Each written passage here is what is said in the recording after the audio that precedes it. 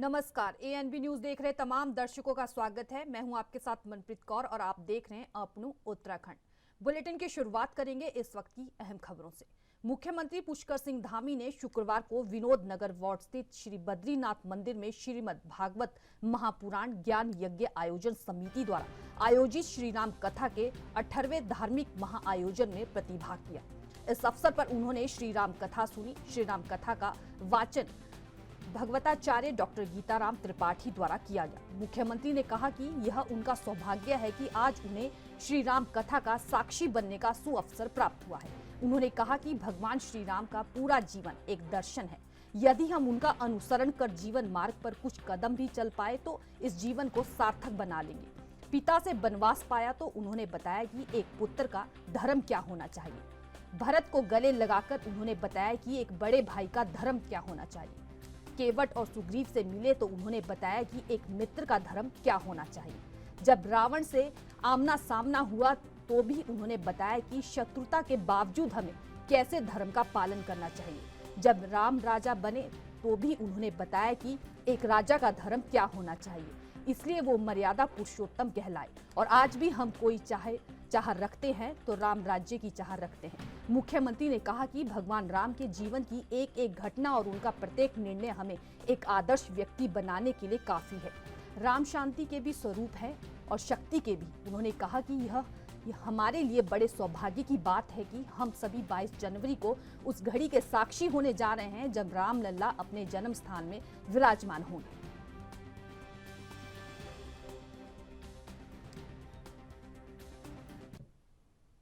बढ़ते हैं अगली खबर की तरफ। बाजपुर रोड स्थित एक होटल के सभागार में बीजेपी की 2 दिवसीय बैठक का आयोजन किया गया। बैठक में मिशन 2024 के लोकसभा चुनाव को लेकर विस्तार से बीजेपी कार्यकर्ताओं के बीच चर्चा हुई। इस दौरान प्रदेश अध्यक्ष महेंद्र भट्ट ने पत्रकारों के एक सवाल के जवाब में कहा कि हमारा प्रत्याशी चेहरा नहीं होता, हमारा प्रत्याशी कमल का फूल होता है, जिसको राष्ट्रीय नेतृत्व तय करता है। भट्ट ने कहा कि आदरणीय प्रधानमंत्री नरेंद्र मोदी के प्रयासों से भारत में विकास की गंगा बह रही है। उन्होंने कहा कि उत्तराखंड की 5 सीटों सहित पूरे भारतवर्ष में कमल ही कमल खिलेगा, जिसको कोई नहीं रोक सकता। उन्होंने कहा कि हमारा प्रत्येक कार्यकर्ता लोकसभा चुनाव को लेकर अभी से ही कमर कस चुका है। उन्होंने कहा कि जिला अध्यक्षों, जिला प्रभारी एवं सह प्रभारी सभी मोर्चों के प्रदेश अध्यक्षों की बैठक हो रही है। उन्होंने यह भी कहा कि प्रदेश पदाधिकारियों, जिला अध्यक्ष, जिला प्रभारी, सह प्रभारी मोर्चों के प्रदेश अध्यक्ष, महामंत्री प्रकोष्ठों के प्रदेश संयोजक एवं सह संयोजक की 2 दिवस बैठक हुई है। इस दौरान उन्होंने कहा कि आगामी लोकसभा चुनाव की तैयारियों को लेकर रूपरेखा पर विचार विमर्श किया गया।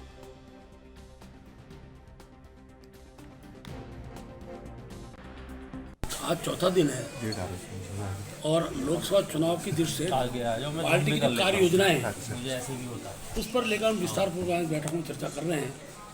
अभी 2 दिन की बैठक हमारी जो 70 के 70 विधानसभाओं में हम लोग 5 माह के लिए पूर्णकालिक कार्यकर्ता भेज रहे हैं। उन कार्यकर्ताओं के प्रशिक्षण का 2 दिन का कार्यक्रम था और किस रूप में बूथ की इकाई को मजबूत करना है, समाज के हर वर्ग को जोड़ना है, उस दृष्टि से लगातार 2 दिन तक उनसे चर्चा हुई। भिन्न सत्र, लगभग 7 सत्र उस बैठक करें। उनमें उनके द्वारा भी सुझाव आए हैं, राजनीतिक परिदृश्य के विषय हैं, उन पर चर्चा हुई है और किस तरीके से बूथ जीतो चुनाव जीतो, इसके लिए बूथ कमेटी को किस रूप में किया जा सकता है। पार्टी के जो कार्यक्रम बूथ स्तर पर निर्धारित हैं उनका क्रियान्वयन ठीक प्रकार से उस दिशा के सारे विषय उस वर्ग में रहेगा। कल हमारे जिलाध्यक्ष और जिले के प्रभारियों के साथ हमारी बैठक थी। जिले के अंदर राजनीतिक परिदृश्य, जिले के अंदर लोग घोषणा पत्र में आने वाले बिंदु क्या क्या है उन पर हमने चर्चा की है और कार्यक्रम के स्वरूप, जिले की भौगोलिक परिस्थितियाँ अलग अलग प्रकार की होती हैं और जिलों का भौगोलिक परिदृश्य अलग होता है, मैदानी जिलों का भौगोलिक परिदृश्य अलग होता है, तो संख्या की दृष्टि से कार्यक्रम की सफलता को हमने निर्धारित किया है। अनेकों कार्यक्रम इस बीच हम करने वाले हैं। उन कार्यक्रम का ठीक प्रकार से उसका संचालन हो, इस दृष्टिकोण की चर्चा कल रात्रि की बैठक में किया। 2 बैठकें हमारी बहुत जल्दी महत्वपूर्ण बैठक हम लोग करने वाले हैं। एक तो 4 तारीख को संयुक्त मोर्चा बैठक, पदाधिकारी बैठक हमने देहरादून में बुलाई है।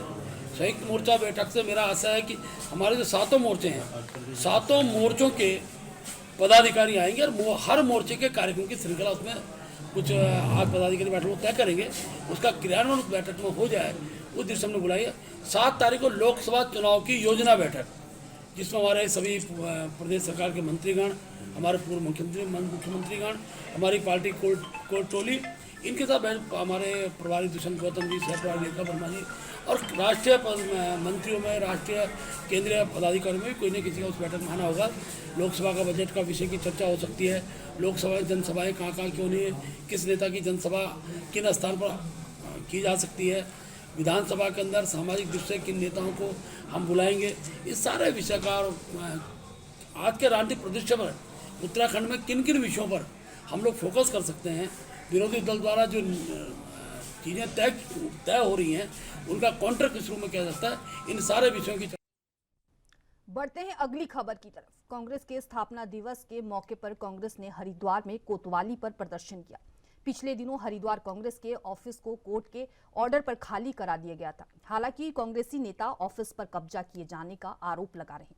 कांग्रेस के प्रदर्शन में पूर्व कैबिनेट मंत्री हरक सिंह रावत भी मौजूद रहे। इस दौरान कांग्रेसी नेताओं ने पुलिस से मामले में कार्रवाई करने की मांग की। हरक सिंह रावत ने कहा कि पुराना कांग्रेस कार्यालय वापस लेने के साथ साथ हरिद्वार में एक नया कांग्रेस ऑफिस भी बनाया जाएगा, जिसके लिए उन्होंने अपनी ओर से 5,11,000 रुपए देने की घोषणा की है। साथ ही हरक सिंह रावत ने बीजेपी पर आरोप लगाते हुए कहा कि बीजेपी ने भ्रष्टाचार के जरिए सभी जगह पर अपने कार्यालय बनाकर खड़े कर दिए हैं। भाजपा जो अपने आप को बहुत ईमानदार पार्टी कहती है, मैं 5 साल भाजपा सरकार में रहा हूं। मैंने अभी देहरादून में मीडिया से बातचीत करते हुए कहा था कि भाजपा ने जो 30 करोड़ की एफडी बनाई है ना पार्टी चलाने के लिए, प्रदेश में पार्टी चलाने के लिए, और जो जिला कार्यालय, महानगर कार्यालय बनाने के लिए जो धन इकट्ठा किया है, ईमानदारी से उसकी जांच हो जाए तो सारे खनन माफिया, भू माफिया, शराब माफियाओं का पैसा है। लेकिन कांग्रेस, मैंने आज घोषणा की है कि कांग्रेस अपना कार्यालय बनाएगी। लोकसभा चुनाव से पहले हम जिला कांग्रेस कार्यालय का, महानगर कांग्रेस कार्यालय का शिलान्यास करेंगे और उसके लिए मैंने 5,11,000 रुपए की धनराशि अपनी ओर से। खबरों का सिलसिला जारी रहेगा। रुकते हैं छोटे से ब्रेक के लिए, फौरन लौटेंगे।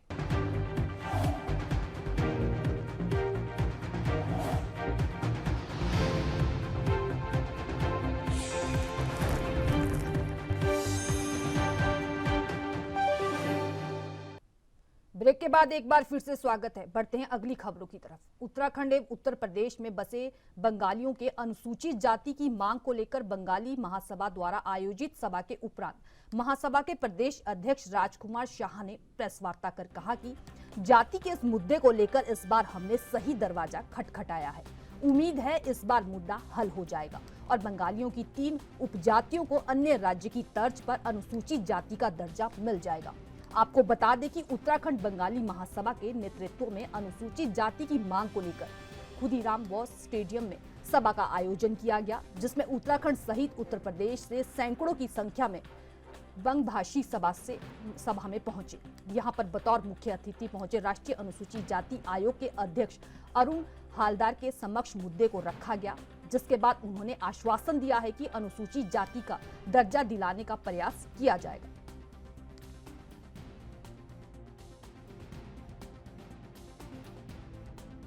कल 27 तारीख एक भव्य और दिव्य आयोजन हुआ, जिसमें हमारे भारत सरकार के राष्ट्रीय अनुसूचित जाति आयोग के अध्यक्ष आदरणीय श्री अरुण हलदार जी हमारे बीच पहुंचे और उनका अभिवादन करने के लिए बड़ी संख्या में हमारे बंगाली समाज के लोग दिनेशपुर स्टेडियम में पहुंचे और उनका स्वागत किया। और कार्यक्रम की सफल आयोजन और इसमें हमारी मातृशक्ति, हमारे मार्गदर्शक, हमारे बुजुर्गगण, हमारी युवा शक्ति, इन सभी ने जो सहयोग करके इस कार्यक्रम को सफल बनाया, उसके लिए एक तो सभी का आभार। और हमारे उत्तर प्रदेश, विशेषकर शक्ति फार्म, स्वर्ग फार्म और रुद्रपुर, दिनेशपुर, सभी क्षेत्रों से भारी संख्या में मातृशक्ति और युवा वर्ग इस कार्यक्रम में हिस्सा लिया उन्होंने, और इनका एक भव्य कार्यक्रम में उन्होंने अपना सबने सहयोग किया। इसके लिए आज हमने ये आभार व्यक्त करने के लिए ये प्रेस कॉन्फ्रेंस बुलाई है, जिसमें आप मीडिया बंधु का भी बहुत आभार, जो आपने हमारा पूरा सहयोग किया इस कार्यक्रम को सफल बनाने में। संचालन में क्रियान्वयन में पूर्ण सहयोग दिया, उसके लिए धन्यवाद। पुलिस प्रशासन और सभी का जो जिन्होंने इस कार्यक्रम को सफल बनाने में सहयोग किया, उसके लिए सभी का धन्यवाद। आई सी मैं धन्यवाद करना चाह रहा हूँ आप सब मीडिया बंधु का, जो आज आप लोग मेरे निवास पे थे। और मैं आप ही की बात को आगे बढ़ाते हुए मैं कहना चाहूँगा कि अरुण हलदर जी ने हमें आश्वस्त किया कि ये मार्ग बहुत कठिन है, लेकिन हर कठिन काम भी आसान हो जाता है जब आप लगते हैं। तो हम लोग एक मेहनत कर रहे हैं और हमारी टीम लगातार 4 बार अरुण हलदर से मिला और उन्होंने हमसे वादा किया, चाहे अमित शाह चाहे नरेंद्र मोदी से मिलना भी पड़े और इस विषय में बात भी करना पड़े, वो करेंगे।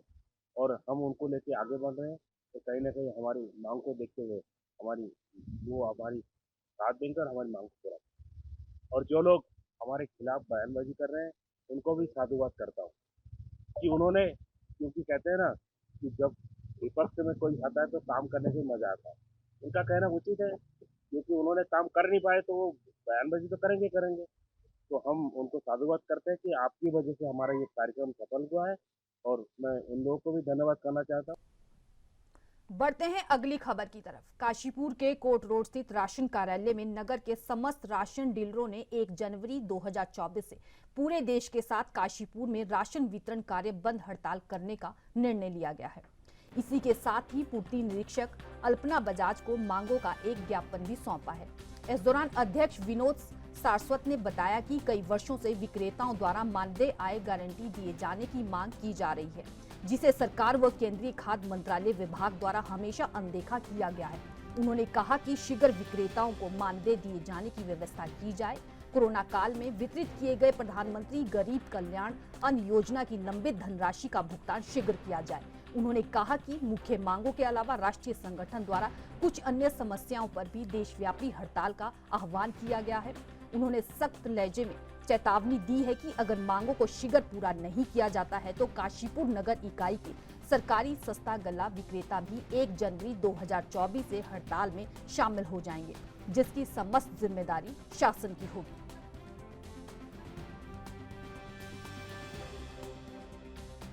विक्रेता राष्ट्रीय एसोसिएशन और उत्तराखंड संगठन द्वारा ये देशव्यापी हड़ताल का आह्वान करा गया है, जिसमें हमारी मुख्यतः मांग ये है कि हमारा मानदेय न्यूनतम आय गारंटी जो जीवन यापन के लिए हमारे लिए बहुत जरूरी है, और दूसरा कोरोना काल के समय का लंबित जो हमारा भुगतान है वो आज तक नहीं हुआ। और जब से सरकार ने ये NFS का जो सफेद कार्ड का जो ये फ्री करा है, इसका कमीशन नियमित रूप से नहीं आ रहा। और बाकी राष्ट्रीय नेतृत्व ने और भी कुछ मांगे हैं जो है खाद्य मंत्री के सम्मुख सरकार के सम्मुख ढकी है। जब तक इन सब का निराकरण नहीं होगा तब ये हड़ताल जारी रहेगी, जिसमें काशीपुर इकाई पूरी तरीके से राष्ट्रीय नेतृत्व के साथ। बढ़ते हैं अगली खबरों की तरफ। प्रदेश भर में औषधि नियंत्रण विभाग में चल रही ड्रग इंस्पेक्टरों की कमी को दूर करने के लिए विभाग ने लोक सेवा आयोग को 19 पदों की लिस्ट भेजी है, जिसका इंतजाम अभी बाकी है। वहीं इस बात पर जानकारी देते हुए औषधि नियंत्रक ताजवर सिंह ने जग्गा ने कहा कि प्रदेश भर में ड्रग्स इंस्पेक्टरों की भारी कमी चल रही है, जिसके चलते कई जिले समय पर कवर नहीं हो पा रहे। साथ ही उन्होंने कहा कि लोक सेवा आयोग की अभी 19 पद भेजे गए हैं और प्रक्रिया पूर्ण होने के बाद ही प्रदेश भर में चल रही ड्रग्स इंस्पेक्टरों की कमी को पूरा किया जा सके।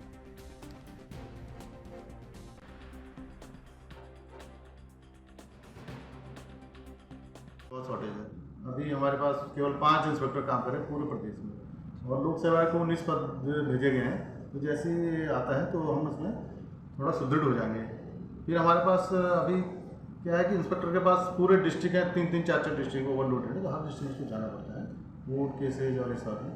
तो उसकी मॉनिटरिंग करता रहता है रेगुलर बेसिस पे। ऐसा नहीं कि उनको नहीं सूचित होता है। हो सकता है कि हम इसको ज़्यादा सही ढंग से प्रोड्यूस नहीं कर पाते हैं, थोड़ा बढ़ते हैं अगली खबर की तरफ। राजधानी देहरादून के ITI सभागार में कौशल विकास विभाग के राज्य परियोजना कार्यान्वयन इकाई की तरफ से विशेष कार्यक्रम का आयोजन किया गया, जिसमें फिलिप्स एजुकेशन द्वारा 16 ITI छात्रों को नियुक्ति पत्र दिए गए। वहीं कार्यक्रम में कौशल विकास मंत्री सौरभ बहुगुणा ने वीडियो कॉन्फ्रेंसिंग के जरिए छात्रों के साथ जुड़कर उन्हें शुभकामनाएं दी। इस बीच कौशल विकास विभाग के सचिव विजय कुमार यादव ने कहा कि राज्य सरकार ने पहली बार फिलिप्स के साथ मिलकर हरिद्वार के ITI के छात्रों के लिए यह कदम उठाया है।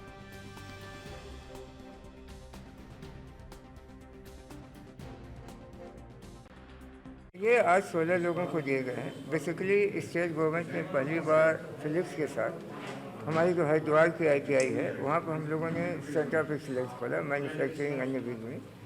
इसका मेन रीज़न ये था कि जो हमारे ITI के बच्चे जो पास आउट होते हैं उनकी ट्रेनिंग इस तरह की नहीं हो पाती कि वो आज के आधुनिक जो हमारी इंडस्ट्री की डिमांड है उनके लेबर के जो पूर्ति चाहिए वो पूरी कर सके। तो हम लोगों ने ये कहा कि हम सारे ITI को इतना स्किल तो नहीं एक साथ कर सकते हैं, लेकिन जगह जगह पर हम लोग सेंटर ऑफ एक्सीलेंस बनाएं और अच्छी कंपनियों जो इंटरनेशनल लेवल की फेमस है, जैसे इलेक्ट्रिकल के तौर पर हमने स्नाइडर का COE हरिद्वार वहाँ पर काशीपुर में बनाया।